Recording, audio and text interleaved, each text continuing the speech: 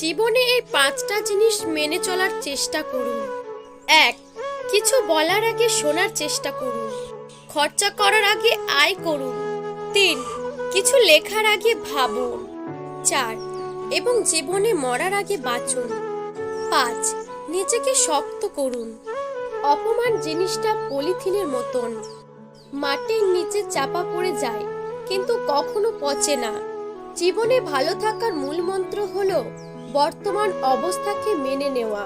ছোটবেলায় শিখেছি তুমি কারো ক্ষতি না করলে কেউ তোমার ক্ষতি করবে না, কিন্তু বাস্তবে যা দেখছি তুমি যার যত ভালো চাইবে সে তোমার সব থেকে বেশি ক্ষতি করবে।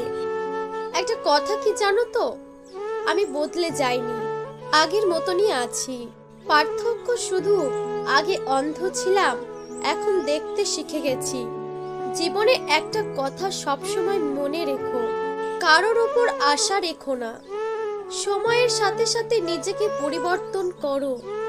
একটা কথা কি জানো তো, যাদেরকে আমরা সব থেকে বেশি গুরুত্ব দিয়ে থাকি একসময় তাদের কাছ থেকে আমরা গুরুত্ব পাই না।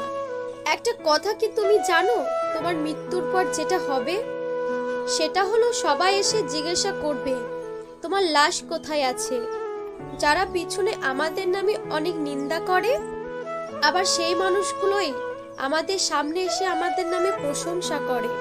কিন্তু সেটা বড় কথা নয়, বড় কথা হলো সবটা আমরা বুঝতে পারি, শুধু ভদ্রতার খাতিরে তাদের মুখোশটা খুলে দিতে পারি না।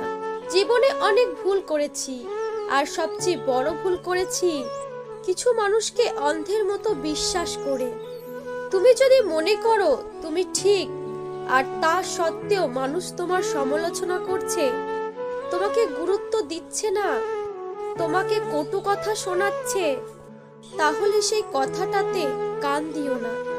শুধু একটা কথা মনে রেখো, যে কোনো খেলায় শুধু দর্শকরাই চেঁচামেচি করে, কিন্তু খেলোয়াড়রা সব সময় চুপ করে থাকে। তাই এসব লোকেদের কথায় কান না দিয়ে নিজেকে খেলোয়াড় মনে করে নিজের খেলা চালিয়ে যাও। তোমার খেলার ফলাফল ঘোষণা হলেই তারা নিজের থেকে চুপ হয়ে যাবে। জীবনে আরো একটা কথা সব সময় মনে রেখো, গলা জড়িয়ে ধরলেই সবাই বন্ধু হয় না। মানুষ গুহা ছাড়লো, গাছের ছাল ছাড়লো, মাংস ছাড়লো, এমনকি নিজের মনুষ্যত্ব বোধকে ছেড়ে দিল, কিন্তু অন্যের ভালো দেখে হিংসা করাটা আজও মানুষ ছাড়তে পারলো না। জীবনে এগিয়ে যাও, তবে অন্যকে তুচ্ছ করে নয়। সময়কে কাজে লাগাও, তবে অসৎ কাজে নয়। ধন্যবাদ।